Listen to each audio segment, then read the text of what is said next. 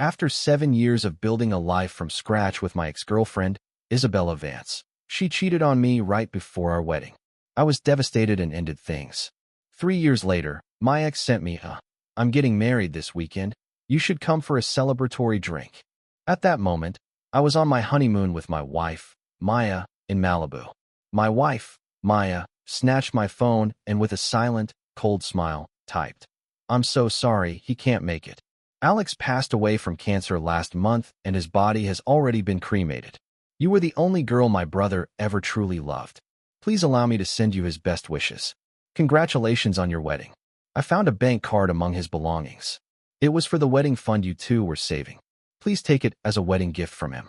In his final moments, my brother said his biggest regret was not getting to marry you. He will always love you and wish you eternal happiness. After her flurry of typing, Maya tossed the phone back to me. When I read what she'd written, my jaw nearly hit the floor. Maya shot me a look and scoffed. "What? You feel bad that I lied to her?" I shook my head, exasperated. "No, but don't you realize you basically just wrote a curse on me? Cancer, cremation, dying full of regret for a lost love. Did I really have to go out that tragically?" It dawned on Maya, and she looked a little sheepish. Should I try to unsend it? I pocketed my phone. Forget it, it doesn't matter. If it weren't for that message, I would have almost completely forgotten Isabella Vance even existed. After all, our breakup wasn't exactly amicable.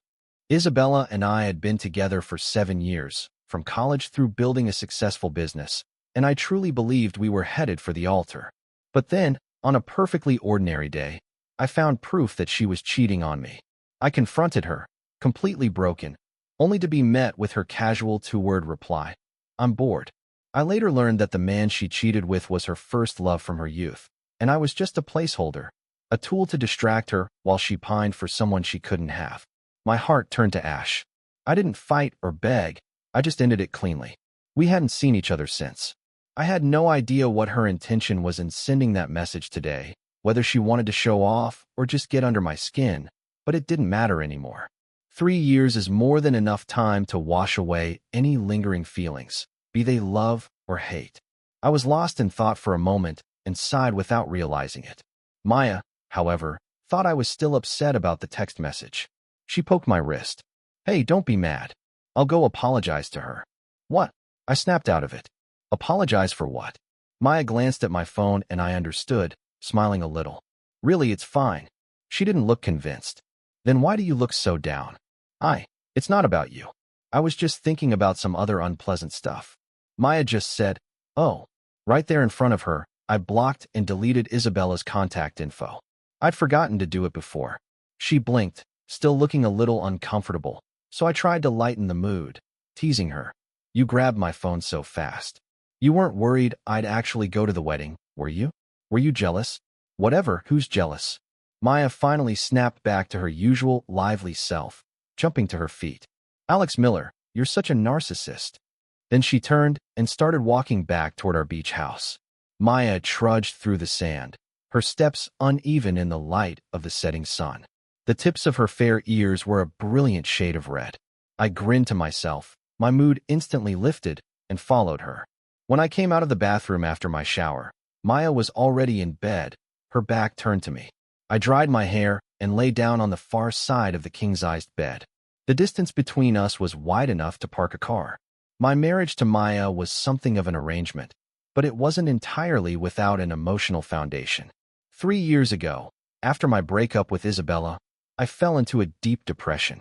For a long time, my parents had never approved of my relationship with Isabella.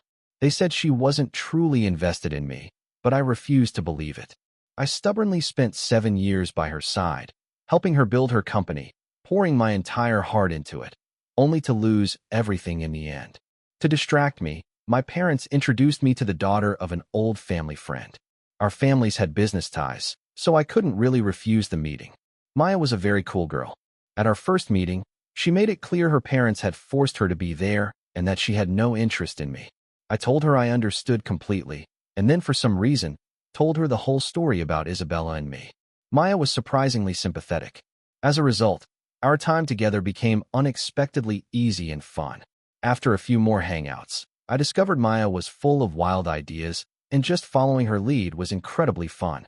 I slowly began to forget the mess with Isabella. So when our parents proposed that Maya and I get married, I agreed without much hesitation. The wedding went ahead as planned.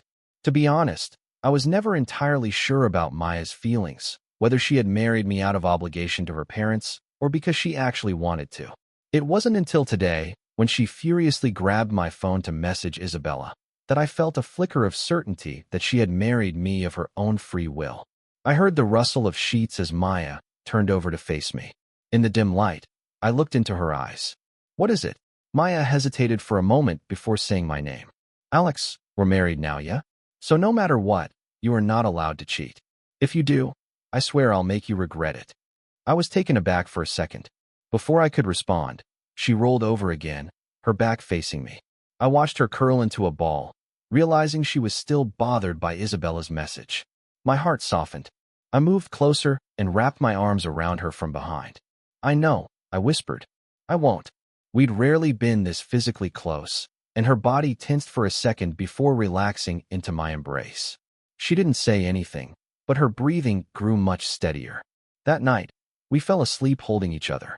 The next morning, before dawn, I was jolted awake by my phone vibrating incessantly. I glanced at Maya, still fast asleep, and quietly slipped out of the room. "Yeah," I answered, annoyed. Ben, my friend, let out a sigh of relief on the other end. "Alex, man, I told them you weren't dead." I had no idea what he was talking about. Before I could even ask, Ben launched into an explanation. The gist of it was that Isabella had completely lost it. She'd not only trashed her own wedding venue mid-setup, but was also running around telling everyone I was dead, demanding to know where my ashes were buried. You should have seen her, man. She was absolutely hysterical. For a second, I almost believed something had really happened to you, so I had to call and check. Ben whistled in disbelief, then asked me what the hell was going on. I explained what had happened the day before and sent him a screenshot of Maya's masterpiece. After reading it, Ben was, "Holy shit, that's brutal. A total masterstroke. No wonder Isabella lost her mind. If that were me, I'd be regretting things for the rest of my life." I didn't say anything. I honestly didn't understand why Isabella was reacting so dramatically. She dumped me so coldly back then. Why was she putting on this deeply in love act now that she thought I was dead? I could still vividly remember the look in her eyes when she told me she was bored, cold, annoyed, like I was some piece of filth she couldn't wait to scrape off. In truth, looking back after we broke up, I realized Isabella's attitude towards me had always been belated birthday wishes, forgotten anniversaries. Every time I got sick, she'd only remember to ask how I was doing after I'd already recovered. The list went on and on. But at the time, I didn't think much of it because she treated everyone that way. I just assumed she was naturally a cold person until I saw her with her first love. Her eyes crinkled when she smiled at him, and the affection and tenderness in her gaze were practically overflowing. That's when I finally understood. Isabella wasn't a cold person. She just didn't care about me. In that moment, I was finally able to let her go. "So Alex, what's on your mind?" "What do you mean?" Ben sounded urgent. "About Isabella. You still have her contact info? You don't still have feelings for her, do you?" I knew what he was getting at. "You're overthinking it. It was an accident that I still had her number. I'm using one of my burner phones right now. My main one gets so flooded with messages, it's useless. The contacts on this phone are a total mess, and I couldn't be bothered to clean them up. I didn't realize Isabella's number was in here, but I'm not surprised. Back in the day, I had like a dozen different accounts just so I wouldn't miss a single message from her." Ben seemed relieved by the explanation. Before he hung up, he hesitated. "If Isabella asks us about you, don't hide it.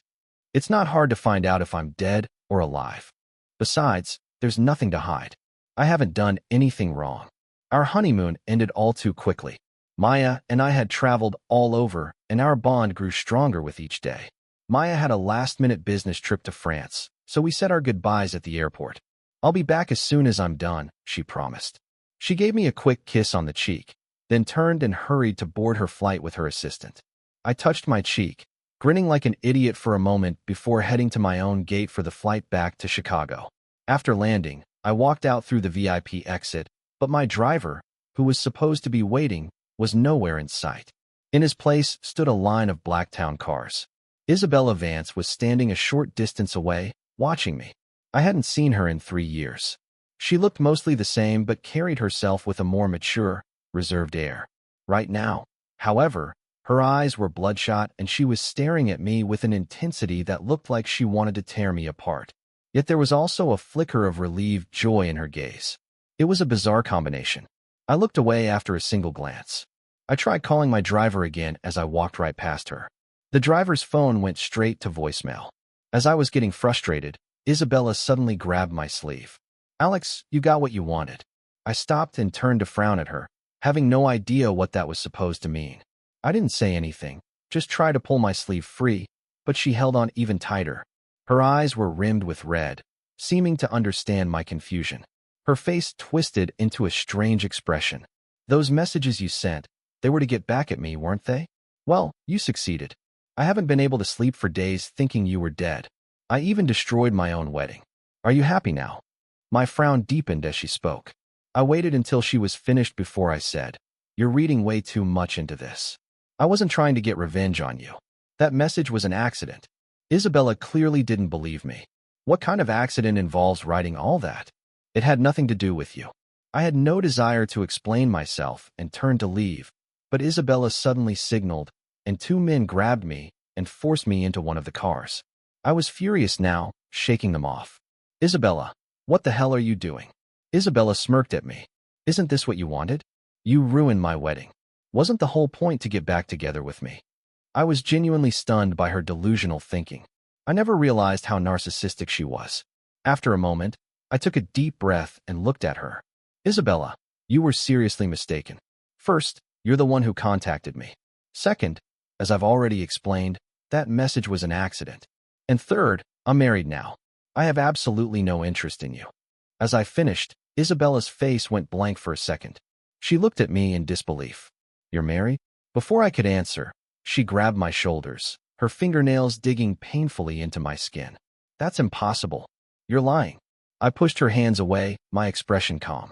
"Why would I need to lie to you?" "Because you want to ruin my wedding to Noah." Noah.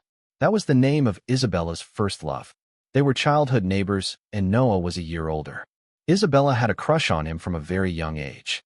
After they graduated from high school, Isabella decided to confess her feelings, but she discovered he already had a girlfriend and had to back off. Still, she followed him to the same college. There, she had to watch Noah and his girlfriend together, miserable but helpless. That's when I came into the picture. For me, it was love at first sight with Isabella. She was beautiful and smart, but her somewhat cold personality made her a bit of a loner on campus. She was always by herself. I once happened to see her feeding the campus stray cats, muttering to them. It was so different from her usual aloofness that I found it kind of adorable. The moment I had that thought, I knew I was a goner. I didn't hesitate. I started pursuing her right away. At first, Isabella wouldn't give me the time of day. It was like she was surrounded by an invisible wall, giving me no opportunity to get close. That changed one day during a violent thunderstorm when she got trapped in the library without an umbrella. Just as I found her, a massive clap of thunder echoed and she screamed, curling into a terrified ball. It drew the stares of everyone around us.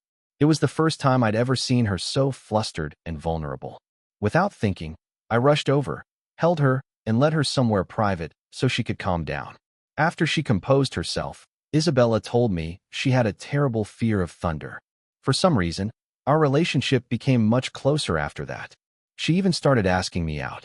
I was so ecstatic. I never stopped to question why. It wasn't until after we broke up that I learned the real reason. Her mother, unable to bear her father's infidelity, had taken her own life during a thunderstorm, and Isabella had been the one to find her. Noah had been the one who rushed in and covered her eyes, and my actions in the library that day had apparently reminded her of Noah. That was the only reason she'd agreed to date me. I was his goddamn replacement. The car sped down the highway. I was momentarily surprised by Isabella's accusation, but quickly composed myself. I looked at her calmly. "I never had any intention of ruining your wedding. If that message caused you distress, then I apologize." My apology, however, only seemed to make her look worse. "Alex, you really don't mind that I was getting married?" "I don't." She stared into my eyes, searching for any sign that I was faking it or putting on a brave face, but she found none. I was telling the truth. Isabella's expression darkened, and she fell silent for a moment. What if I told you I regret it? I frowned slightly, and she continued. What if I told you that I don't actually want to marry Noah? That I confused my feelings for him, mistaking gratitude for love? That I regret breaking up with you now? Would you? She didn't finish the sentence, but I knew what she was asking. My expression remained neutral, showing neither disgust nor pleasure. No, my tone was absolute. The color drained from Isabella's face, and she looked heartbroken. She pressed on, refusing to give up. Are you really married? I nodded. She asked again, and you married her willingly? I nodded again. Isabella lowered her head, clenching her fists. I couldn't see her expression, and I had no desire to. Things between Isabella and me were over long ago. Whatever she was thinking had nothing to do with me. I glanced at my watch and pointed to the upcoming intersection. I'm getting out there.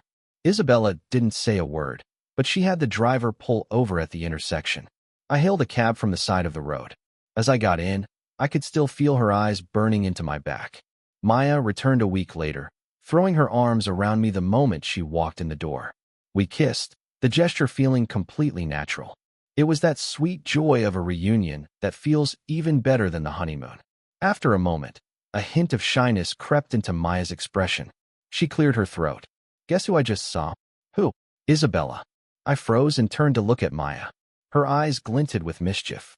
Downstairs. I think you owe me an explanation. I smiled and led her by the hand to the couch. I've always admired that about Maya. She's direct and doesn't hide things, which prevents a lot of misunderstandings and suspicion. I told her everything that happened at the airport. Maya stroked her chin. Sounds to me like Isabella still has feelings for you. I raised an eyebrow but didn't say anything. Why no reaction? Maya asked. What kind of reaction am I supposed to have? Maya couldn't quite say. She laid her head in my lap. Whatever, as long as she leaves us alone, I don't care. I held her and murmured in agreement. Maya was exhausted from her flight, so after a quick shower, she went straight to bed. I waited until I was sure she was asleep before I went to the living room and looked down from the floor-to-ceiling window. The cars below looked like tiny ants. It was impossible to see anything clearly. I pulled out my phone and dialed a number. It connected quickly, but the other end was silent. My voice was cold. Isabella, I know you're listening. I don't know what you're trying to do, but do not disturb my life. More importantly, do not show up in front of my wife and give her the wrong idea. This is a request, but it's also a warning. There was still silence on the line, but I could hear the sound of her slightly ragged breathing. I didn't say anything else and hung up. I glanced toward the bedroom, my expression softening. My previous indifference toward Isabella was simply because she wasn't worth the emotional energy. Her ridiculous claims, her dramatic actions, I saw it all as just a show. But I could not allow her to interfere in my life, especially not with Maya. When I went to the office the next day, I didn't see Isabella's car downstairs, which put me slightly at ease. Over the past couple of years, my parents had started to enjoy their retirement, gradually handing over the reins of the family business to me. Between the wedding and the honeymoon, I'd been out of the office for nearly a month. Fortunately, the highly capable assistant I'd hired had organized and summarized everything, so what landed on my desk was a streamlined version of all pending matters. Sir, you have a meeting this morning to discuss a potential partnership. My assistant handed me the file. I scanned it and headed to the conference room. I was running a little late, and the other party was already seated. My apologies. My voice faltered for a second. I never expected the potential partner to be Isabella. Her company focused on cutting-edge tech, while my current project was in consumer goods. The two industries had very little overlap. As for why she was inserting herself into this deal, I had a pretty good idea. I took my seat, my face unreadable. After we shook hands, the meeting began. Isabella's expression was perfectly professional, but when it came time to finalize the terms, she proactively offered a significant concession in our favor. I accepted without hesitation. Whatever her motive was, I wasn't going to turn down a profitable deal. After the meeting, I went back to my office. A few minutes later, my assistant knocked. Sir, Ms. Vance would like to see you. I agreed.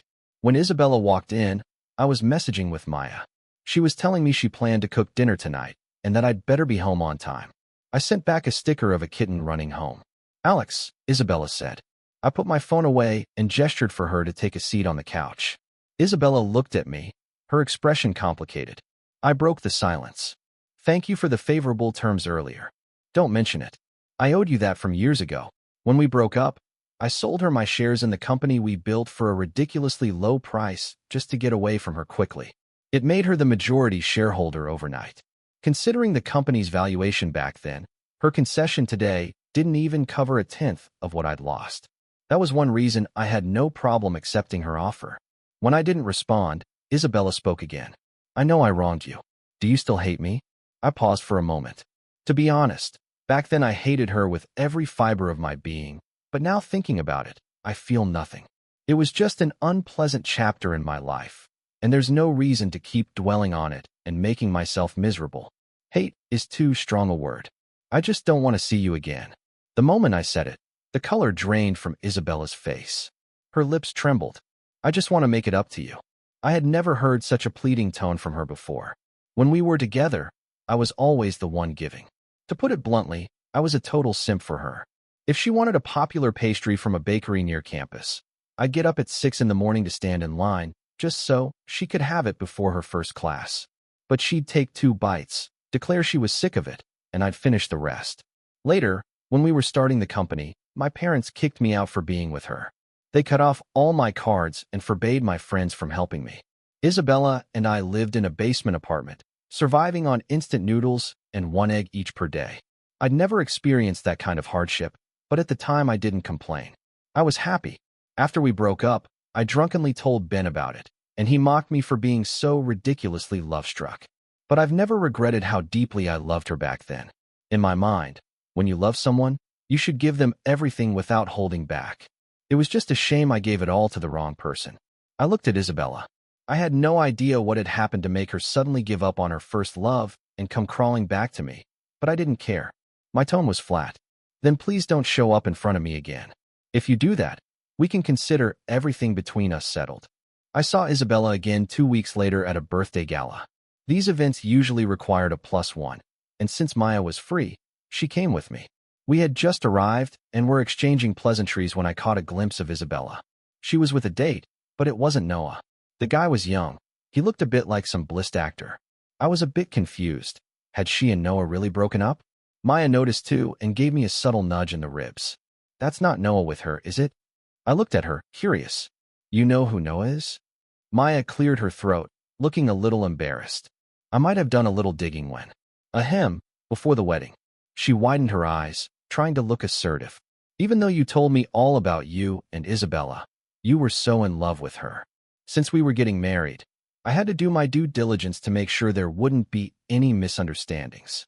Her voice got quieter as she spoke, trailing off into a mumble, clearly a bit ashamed of having investigated me behind my back. I didn't mind at all. In fact, it made me happy. It proved that Maya had feelings for me even before we got married. It turned out the feelings were mutual all along. I took her hand and kissed the back of it. It's okay. Actually, I'm really happy to hear that. My gesture startled Maya. She glanced around nervously but didn't pull her hand away. Mr. Miller, you and your wife are so in love. Hearing the voice, I turned. It was the young actor who was with Isabella. He was smiling brightly as he raised a glass to us. I hear you two are newlyweds. Wishing you both a lifetime of happiness. After he spoke, an awkward silence fell over the group, and people started exchanging strange looks. Isabella stood a short distance away, her expression unreadable and dark. Nearly everyone in our social circle knew that Isabella and I were exes, and the reason for our breakup wasn't exactly a secret either. Plus, with a little digging, everyone knew the story about her recently trashing her own wedding. So for the past few weeks, Isabella and I had become the primary topic of gossip. There were theories about who was her real first love, Noah or me, speculation that she was still in love with me, that I was her one true love. People were calling it a real-life soap opera, with Isabella desperately trying to win me back, and some were even placing bets on whether I'd leave Maya to rekindle things with her. But it was all just private chatter. No one had dared to say anything to my face. I couldn't tell if this actor was genuinely clueless or just an idiot. As Isabella's date, openly wishing me and Maya a happy marriage was a massive public slap in her face. Everyone in the vicinity had a different expression, but they were all waiting to see how I would react. I said nothing, and Isabella made no move to intervene. The actor, finally sensing the awkward tension, started to look nervous and lost. Just then, Maya reached out, took the glass from him, and smiled gently. "Thank you." She took a delicate sip of her wine. "I have a friend who's a director, and he's casting for a new series. I think there's a supporting role that would be perfect for you. You should audition." The actor's face lit up. "Thank you, Mrs. Miller." Maya then raised her glass to the small crowd that had gathered, smiling graciously. "Today isn't about Alex and me, and we shouldn't take up any more of the host's time. We'll have to host you all properly another day, and next time you won't be allowed to leave until you've all said something nice," she added playfully. Her move was both polite and charming, instantly breaking the heavy atmosphere. The group laughed and readily agreed, all except for Isabella, whose face had grown dark. The young actor excitedly went over to say something to her, but she shot him a cold glare that left him looking completely bewildered. Maya watched them, letting out a small, contemptuous snort. If she wants to know how good our relationship is, she should just ask. Using someone as a pawn to test the waters? It's such a cheap move. With that, she pinched my side. "This is all because of your messy past." I flinched from the sting, protesting my innocence. "What does this have to do with me?" Maya ignored me and turned to chat with an acquaintance. As she walked away, she shot me a look over her shoulder. "Don't talk to me until this party is over. You can use the time to think about what you did." After another round of socializing, I was feeling a bit buzzed and found a quiet balcony to get some air. Suddenly, I heard arguing from the adjacent room. I paused, cigarette halfway to my lips, and recognized one of the voices as Isabella's. A second later, the door to the balcony flew open. Isabella stormed out, her face a mask of fury. A man followed right behind her. I took one look and recognized him as Noah.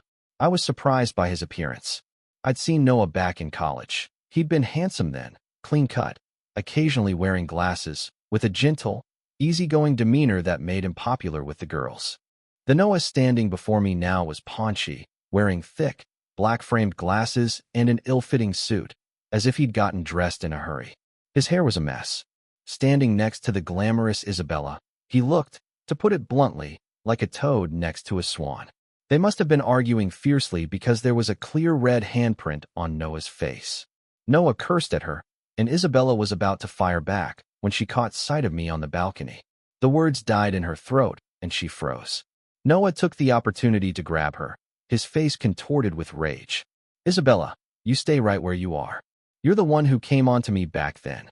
You ruined my relationship with my girlfriend. We had a deal. We were getting married. What the hell do you mean you're backing out now? And that compensation you offered me, that paltry sum, are you trying to pay off a beggar? I'm telling you, this wedding is happening whether you like it or not. You just wait and see." With every word he spat, the color drained further from Isabella's face. By the end, she was as white as a sheet. She looked at me, a panicked expression on her face, as if she wanted to explain. I didn't look at her. I just turned to leave the whole mess behind. Whatever her reasons were, they had nothing to do with me anymore. As I was walking past them, Noah happened to glance at my face and froze. The next second, he let go of Isabella, lunged forward, and grabbed my collar. "Alex Miller, I finally found you. This is all your goddamn fault. No wonder that bitch has been acting so weird lately, half-assing the wedding planning, distracted all the time. It's because she's been thinking about you. You send one fake message about being dead, and she goes crazy, smashes our wedding, and makes me a laughingstock in front of all my friends, family, and co-workers. Have you two been screwing around behind my back this whole time? She broke up with you because of me back then. You must still hate me for that. Let me tell you something. The only reason she ever got with you was because you did the same thing I did. She's afraid of thunder, and you just happened to be there. She was just looking at you and seeing me. You think she ever actually liked you?" Noah roared in my face, his features twisted in a furious snarl. He was spraying spittle all over my face, and I was disgusted. But before I could react, a hand shot out and slapped him across the face. Isabella stood there, her hand raised, glaring at him with fury. "Shut your mouth. You think you're even worthy of being compared to Alex? He went through hardship with me.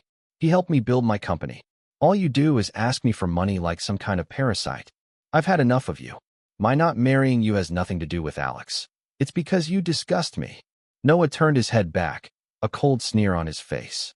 "So I'm a scumbag? Then what does that make you for crawling into my bed, desperate? I disgust you now? You used to call me Noah so sweetly.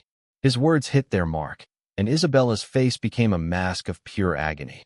I watched them tear each other apart, and almost wanted to laugh. How much had she supposedly loved Noah back then?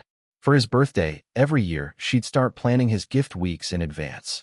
Whenever he got sick, she'd fuss over him like a mother hen. When he fought with his girlfriend, Isabella would swallow her own pain to go and comfort the girl, even becoming friends with her. And Noah? He had a girlfriend, yet he shamelessly accepted another woman's devotion, claiming they were just like brother and sister, and that poor girl and I were both apparently too blind and stupid to see the lines they were crossing. But now, the look Isabella was giving Noah was the exact same one she'd given me when she dumped me. Disgust, annoyance, coldness. It turns out that once you actually get your hands on your idealized first love, they can turn into nothing more than an annoying mosquito bite. I was suddenly so grateful that we had broken up. She was at her core a selfish and heartless person. Isabella noticed my expression and panicked, reaching for my arm. Alex, let me explain. It's not what you think. I jerked away from her touch, and the look of revulsion on my face made her turn pale. Don't bother. I don't want to hear it. I'm not thinking anything. This is between you two and has nothing to do with me. I told you before, we are done. Noah started laughing hysterically beside us. See that, Isabella? You're throwing yourself at him, and he doesn't even want you. You're pathetic. You only want whoever doesn't want you. It was the same with me, and now it's the same with him. What is wrong with you? He howled with laughter like a lunatic. I had no more interest in watching this train wreck. I straightened my suit jacket and walked away. Isabella grabbed my hand, her eyes red-rimmed. She begged, Alex, I know I was wrong. I really do. I've been thinking about you for these past 3 years. I was just too proud to contact you. Please give me another chance. Don't leave me. I'm begging you. I can't live without you. As she spoke, she lunged forward to kiss me. I reacted instantly, shoving her away. Isabella, are you out of your goddamn mind? After being harassed time and time again, my patience was completely gone. I wiped my hand where she touched it, disgusted, and spat out the words without thinking. If you can't live, then go die. Isabella froze, her expression vacant as tears streamed down her beautiful face. It was a picture of tragic beauty, but I didn't want to look at her for a second longer. Alex, can you really be so cruel? I replied coldly. You brought this on yourself. I didn't see Isabella again for a long time after that. Maya was diagnosed as pregnant, and both our families were ecstatic. They treated her like she was made of glass. My parents even canceled a long-planned trip and bought a house in our neighborhood, just so they could come over and fuss over Maya every day. Ugh, my waist is already an inch bigger. Maya sighed.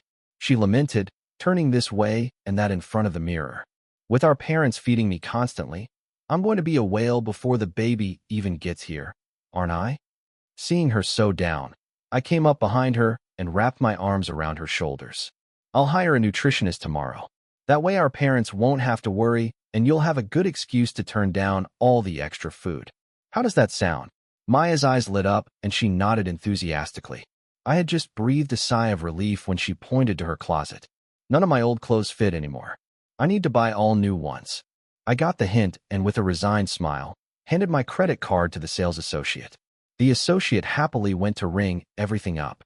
By the time we left the mall, it was already getting dark. We'd been shopping all day and my feet felt like they didn't belong to me. Maya, on the other hand, was still bursting with energy. The contrast made me feel like I was the pregnant one in need of coddling.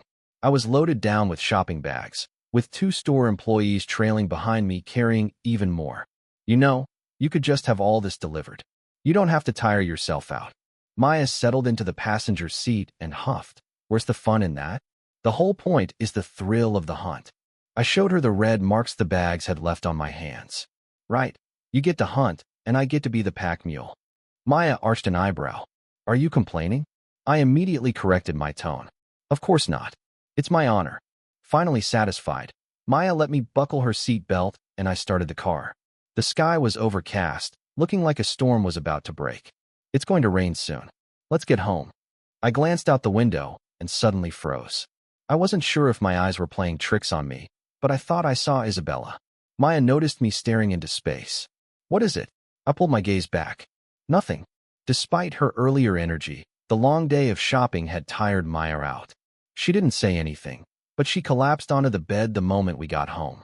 I helped her out of her jacket and whispered, "Rest for a bit. I'll wake you up for dinner." Maya murmured, and was asleep almost instantly. I closed the bedroom door and went into the living room. Outside, the sky was dark and heavy, the clouds looking like they might swallow the city whole. I walked to the window and looked down. I couldn't see anything clearly, but I had a sinking feeling that Isabella was down there somewhere. She must have seen Maya and me at the mall today. A sudden cold dread washed over me. Had Isabella been following me all this time? I wasn't scared for myself, but I was terrified she might do something to hurt Maya. Even though I didn't think Isabella was the type to get violent, Maya was pregnant now. She and our child were the most precious things in the world to me, and I couldn't take any chances. After thinking it over, I decided to call her. As I expected, she picked up immediately. I got straight to the point. "Isabella, I saw you at the mall today." There was a long silence on the other end. She didn't deny it. I knew I was right. A surge of fury rose in my chest, but I forced it down. "Isabella, don't do this again. Whatever you're trying to do, it won't change anything. And stay away from Maya. I care about her more than anything. If anything happens to her, I don't know what I'm capable of. Do you understand me?" There was no response. I was about to hang up when I heard her hoarse voice. "I'm sorry. I don't mean any harm. I just wanted to see you." I lowered my voice. "But I don't want to see you. I have a new life now. I'm happy.